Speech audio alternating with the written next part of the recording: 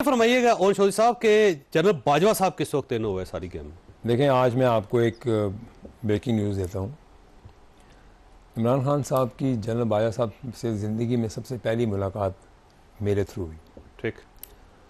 और ये जून 2017 में हम नथिया गली थे। ठीक। और मैंने इन्हें कहा कि आज आपकी एक मुलाकात है। ठीक।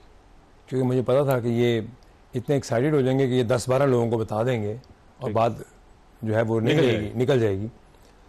मैंने आई ड्रोव फ्रॉम नथिया गली टू पिंडी। ठीक। और इनको पिछली सीट पे बिठाया ताकि इनको कोई देखे भी ना। ठीक। ठीक है। और हम पिंडी आए तो मैंने कहते तुम मुझे लेके कहाँ जा रहे हो? मैंने कहा आप आज बाजा साहब से मिल रहे हैं। ठीक है। और ये कहाँ पे मुलाकात हुई? उनके सुसर के घर पे, जनरल एजाज साहब के घर पे, जनरल एजाज अमजद साहब के घर पे। ठीक। और वहाँ पे कौन और वही बाजा साहब बाद में इनके लिए इतने बुरे बन गए। और मैं आपको ये बात ऐसे बता रहा हूँ कि मैंने जब दरवाज़ा खोला और हम इकट्ठे बैठे और मैं समझता हूँ सुबह घुटने और पाँव पकड़ने के अलावा सब कुछ कर दिया कि बाजा साहब आप हमें ले आओ और इनको भेज दें।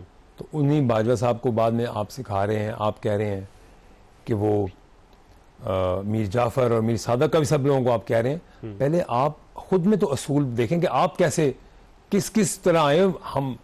मैं बताता हूँ आपको, मैं जानता हूं कि क्या आप क्या थे। आप असूल की बात आप लोगों को जब बताते हैं ना तो आप सारी बात बताएं कि सीढ़ी कैसे चढ़ी है आपने। अच्छा, वैसे जब जनरल बाजवा साहब के साथ मुलाकात हुई थी, 1-on-1 मुलाकात थी इमरान खान की जनरल बाजवा की, आप भी नहीं थे वहां पे और जनरल एजाज अमजद भी नहीं थे कि या थे? नहीं जी, मुलाकात हुई, फिर हम भी आगे बाद में कुछ देर अकेले भी हुई और कुछ देर में हम भी साथ बैठे। लेकिन बात यह है, फैसला क्या हुआ? देखिए, मुलाकातें तो फिर होती रही ना, फिर उसके बाद होती रही लेकिन डिस्क्रीटली। ठीक है। ठीक है। लेकिन आपकी मुलाकातों का मकसद, आपके सामने एक प्लान आपके सामने तैयार था। ठीक। आपको पता था कि क्या होने जा रहा है। ठीक है। आप नवाज शरीफ साहब को नहल किया जा रहा था। ठीक है। सारा कुछ एक प्लान का हिस्सा था। ठीक। फिर आप कहते हैं कि जी 2018 में वो एक इनके वो हैं एक अरस्तू, मैं उन्हें कहूँगा, वो बड़ी बड़ी बातें करते हैं। MNA तो अब नहीं बने कि मेरे बारे में उन्होंने कुछ कमेंट की, मैं नहीं करता, लेकिन वो लाहौर से 1800 वोटों से भाईजान हारे थे, आगे पैरों में गिर गए थे कि भाईजान मुझे तो जितवा दो। किसके पैरों में? जिनके भी गिरते हैं पैरों में लोग। अच्छा, कौन थे ये? ठीक है। तो ये लाहौर से, अब उनके वालिद साहब अभी बने हैं MNA लाहौर से। अच्छा, आप हमाद अज़हर साहब की बात कर रहे हैं? बस आप बड़ा सही पहुंचे। आपकी बड़ी सिंपल थी अभी मैं उस दिन उनका ना एक प्रेस टॉक देख रहा था, तो वो कहते हैं जी कि वो ओन चौधरी जो है वो शर्मिंदा फिरता है। तो भाईजान, मैंने अगर आपके बारे में बताया ना कि आप कैसे आए, तो आप तो शर्मिंदा करके आप शर्मिंदगी से मुंह नहीं दिखा सकेंगे किसी को। तो मैं तो फिर 10 साल आपकी जो सीट जीते थे, जिस तरह भी आप जीते थे, अल्हम्दुलिल्लाह फख्र से फिरता हूं, क्योंकि मैंने आपको शिकस्त दी उस हल्के से। ठीक है। ठीक है। अपनी, क्योंकि मेरा भाई उस हल्के से नाजिम तक लड़ा हुआ पहले इलेक्शन, और ये भी वहीं रहते हैं। ठीक है। ये भाई साहब असल में इनका हल्का वही रहते, वहीं पे ये। तो हमने तो आप ये कह रहे हैं कि पाँव पकड़ लिए उन्होंने जी कि मुझे जितवाएं? जी। किससे कहा उन्होंने? आपको पता है जिनके पाँव पकड़ते हैं। नहीं, मतलब आप ये जो कहते हैं ना बड़ी बड़ी बातें, फैज अमीर साहब की बात कर रहे हैं आप? सर, ये आपको भी बेहतर पता है कि 18 में जो डिजाइन हुआ वो कहाँ से हुआ, किधर से हुआ। तो देखिए, जनरल बाजवा थे और जनरल फैज अमीर थे, दो ही लोग थे। मैं आपको ये बता रहा हूँ कि ये जो मैं उस दिन एक असेंबली में बैठ के देख रहा था कि कुछ इनके जो अब लीडरशिप है, 4 लोग आगे बैठे हुए अपोजिशन की सीटों में। मैं कह रहा था ये इतनी बड़ी बड़ी बातें कर रहे हैं। इंटरनेशनल तो अल्लाह मैं नहीं कहता, लेकिन तारीख उठा के जो सबसे बड़े लोटे वो चारों बैठे हुए थे। कोई जमात नहीं छोड़ी उन्होंने। और वो जनाब हमें बड़े बड़े भाषण दे रहे हैं असेंबली में। अच्छा, 2016 के लॉकडाउन की तरफ आते हैं, उस पर परवेज खटक साहब वहां से रैली लेकर आए थे और इस्लामाबाद के ऊपर उन्होंने यलकार की थी। ये भी डिजाइन था और उसी का हिस्सा था। लेकिन धरना के बाद फिर एक प्लान बना कि आपने ये इस्लामाबाद पे अटैक करना है। आपकी KP में हुकूमत है। ठीक। और आप KP से अनाउंस करें और आप प्रेस टॉक करें वहाँ से कि हम इस्लामाबाद में, ठीक है, धावा बोलेंगे। और यही हुकूमत को प्रेशराइज करना और हुकूमत को गिराना है और आपने ये करना है। आप ये देखें कि आपने अपने मुफाद के लिए हर वो काम किया है जिससे मुल्क को नुकसान है। प्लान किसने किया ये 2016 का? देखिए, ये प्लान तो अपनी ज़ात से आगे कोई प्लान नहीं था इनका। जो प्लान कोई दे देता था ये वो प्लान को हिस्सा बना लेते। तो किसने दिया था प्लान उनको कि आप ये कर लें? देखें, मेरे ख्याल से तो इनसे बेहतर खतरनाक प्लान खुद कोई और नहीं बनाता था। ठीक है, लेकिन बिल्कुल पीछे जो लोग थे वो प्लान देते थे। उन्होंने प्लान दिया और प्लान का ये हिस्सा था कि वहां पे लड़ाई झगड़ा हो, कोई 100-200 लाशें गिरें और आप उन लाशों पे सियासत करें और वो इस हुकूमत के ऊपर पड़ें। कहाँ जो अटक ब्रिज पे अगर उस रात वहां पे अगर हंगामा लड़ाई हो जाती तो वहां तो 200-400 लोग हलाक हो जाते। और यही तो मकसद था वहां का। ये प्लान था इनका, कितने लोग मरने चाहिए। लेकिन वो तो अल्लाह ताला ने करम करना था। अल्लाह ताला का एक प्लान बंदे का एक खुदा की जात का होता, वही जो अल्लाह का प्लान होता है। तो वो प्लान का हिस्सा तो ये था कि वहां पे लड़ाई होगी, वहां पे वो ये लोग आना चाहेंगे, पंजाब पुलिस, इस्लामाबाद पुलिस वहां खड़ी है, रोकेगी और वहां एक हंगामा होगा, 200-400 लोग मरेंगे। आप उस पे सियासत करेंगे और हुकूमत को घर भेजेंगे। अच्छा, उस वक्त इस्लामाबाद का लॉकडाउन करना चाह रहे थे, इस्लामाबाद पे कब्जा करना चाह रहे थे, क्या करना चाह रहे थे आप लोग?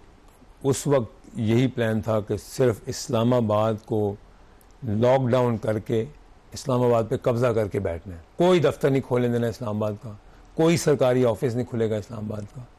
तो इस्लामाबाद को समझने की जैसे आपने बिल्कुल यरगमाल बनाना है, ये प्लान का हिस्सा था। ठीक है, लेकिन उस वक्त भी जब आप अटक बुल पे उस रात अगर वो इंटरवीन किया फोर्सेस ने और आप वापस चले गए तो वो प्लान नाकाम हो गया। वो अल्लाह ने पाकिस्तान के लिए, अल्लाह ताला ने। अच्छा, मुल्क के बारे में नहीं सोचा जाता था कि पाकिस्तान को कितना नुकसान हो सकता है इसका? अगर मुल्क के बारे में सोचना होता तो ये जो कल का दिन है 9 मई का वाक़या होता। अगर मुल्क के बारे में सोचना होता, अगर मुल्क की परवाह किसी को होती तो बुज़दार और फराह गोगी को पंजाब देते। मुल्क का किसी ने, मुल्क अगर ये कहते हैं ना कि पाकिस्तान का सोचा है, पाकिस्तान का नहीं सोचा, सिर्फ अपनी ज़ात का सोचा है। ठीक। और या ये सोचा है कि रात को मुशाबत हो गई, रात को ख्वाब आ गया और सुबह बुज़दार को वज़ीर आला लगा देना है। आपको पता है कि 2013 में अलीम खान साहब लाहौर के प्रेसिडेंट थे। ठीक। मैं हिस्ट्री में आपको थोड़ा पीछे लेके जा रहा हूँ। ठीक।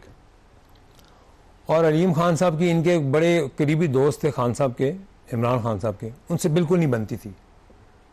उनको शायद पसंद नहीं होंगे गोल्डी, मैं बता देता हूँ इतनी खोरसी साइड से यार जोधी साहब। वो इमरान खान को जेल में एक पीर साहब के पास लेके कि इनको इलेक्शन ना लड़ने दीजिएगा वरना आप इलेक्शन हार जाएंगे। ठीक। मियां बशीर साहब के पास ले गए, जेलम किसी बुजुर्ग के पास। जेलम में एक ही बता दो उसमें मियां बशीर। और उनका बड़ापन देखें कि अलीम खान साहब इलेक्शन नहीं लड़े, लाहौर के प्रेसिडेंट होके टिकटें बांट रहे हैं और इलेक्शन नहीं लड़े। ठीक। और उनका जो पीर साहब ने पीर साहब को अरेंज किया पहले। अब मैं आगे आ रहा हूँ। अलीम खान साहब इलेक्शन नहीं लड़े, हमारी हुकूमत भी नहीं बनी। ठीक।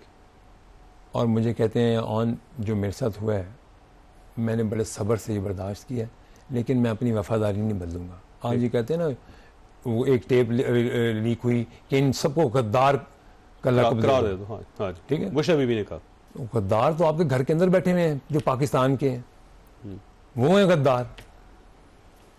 तो 18 में मेरे साथ ये हो गया कि ख्वाब आ गया, आपने सुबह ओथ पे नहीं आना। ठीक। किसको ख्वाब आ गया? उनकी बेगम साहिबा को। ठीक है, ये इस मैसेज में है। वो मैसेज आज तक मैसेज खान साहब ने किया, मुझे मैसेज किया खान साहब ने। ठीक है, चले अपनी ज़ात को छोड़ें, ये बात बार बार करना कोई बड़ी बात नहीं है। जब आप पाकिस्तान के वज़ीर आज़म हैं, आपके ऊपर एक जिम्मेदारी है, आप मुल्क के प्राइम मिनिस्टर हैं, तब आप ये फैसले नहीं कर सकते। ठीक है, कि आपको रात को कोई हुक्म आया है और आप कहें कि मैं मुल्क में इसको लगाऊंगा और इसको लगाऊंगा। ये पाकिस्तान के साथ जुल्म है। ठीक है, कि आप ख्वाबों की ताबीर करें मुल्क के ऊपर मुसलत करके। वैसे मैं माफ़ी चाहता हूँ, आप अच्छा इंकशाफ कर रहे हैं, दिल खोल के बात बयान कर रहे हैं, लेकिन एक सवाल ये है कि आप खुद इमरान खान साहब के पीछे खड़े होते थे, इमरान खान साहब के साथ चलते थे, उनका बैग उठा के जाते थे, बुश बीबी के दोनों निकाहों में आप शामिल थे, इमरान खान साहब को वहाँ लेके गए, पार्टी में सब कुछ आप थे, तो आपके ऊपर भी जिम्मेदारी बनती है कि आप भी उसमें सारे जुर्म में शरीक हैं। आप बिल्कुल, मैं रिग्रेट करता हूँ, अपनी कौम से माफ़ी मांगता हूँ कि मैं उस बुज़दार हुकूमत का एडवाइज़र भी क्यों बना। मुझे एडवाइज़र बना के भेजा पंजाब में, मैंने आके 6 महीने बाद कहा कि ये आपने क्या किया है, आपको पता है कि आप ये करप्ट भी हैं भाई साहब, आपको पता है कि ये नाहल हैं इस पोस्ट के लिए, इस वजारत आला के लिए ये नाहल हैं, आपको पता है कि ये 2 लोग मियाँ बीवी जो है वो गुज्जर और उसकी बेगम, ये उसको चला रहे हैं, उसके पैसे कमा रहे हैं ये लोग। और उसके मुझे खमियाजा ये भुगतना पड़ा कि उसके 5 दिन बाद मुझे डी नोटिफाई कर दिया गया adviser to chief minister Punjab से। मैंने कहा अल्लाह तेरा शुक्र है, मैं इज्जत से घर चला गया। ठीक, तो मैंने तो अपना फ़र्ज़ अदा कर दिया। एज ए प्राइम मिनिस्टर उनको जाके कहा कि पीएम साहब ये आपने बहुत बड़ा जुल्म कर दिया पंजाब पे, ठीक है। ये रिपोर्ट है, ये आप देखें। Buzdar government transferred around 1100 secretaries, director general, commissioners, deputy commissioners and additional deputy commissioners, 1900 senior police officials including DIGs, RPOs, CPOs, SDPOs, 5 chief secretaries and 7 inspector general of police. ये बुज़दार हुकूमत में लिखा है, this has never happened before in Pakistan. तो ये है वो तोहफा जो उन्होंने हमें दिया, और हम कहते हैं अभी भी हम इनकलाब। आप इमरान खान साहब का साथ देने पे शर्मिंदा है? 2014 का जो धरना था उस पर शर्मिंदा, 2016 का जो लॉकडाउन था उस पर शर्मिंदा? मैं अपनी कौम को ये कहूँगा, हम उस वक्त ये समझते थे कि हम एक कॉज के लिए काम कर रहे हैं। मैं बिल्कुल इस बात को एक्सेप्ट करता हूँ कि वो कॉज नहीं, सिर्फ अपनी ज़ात की सियासत थी। ठीक, हमें उस वक्त पता होता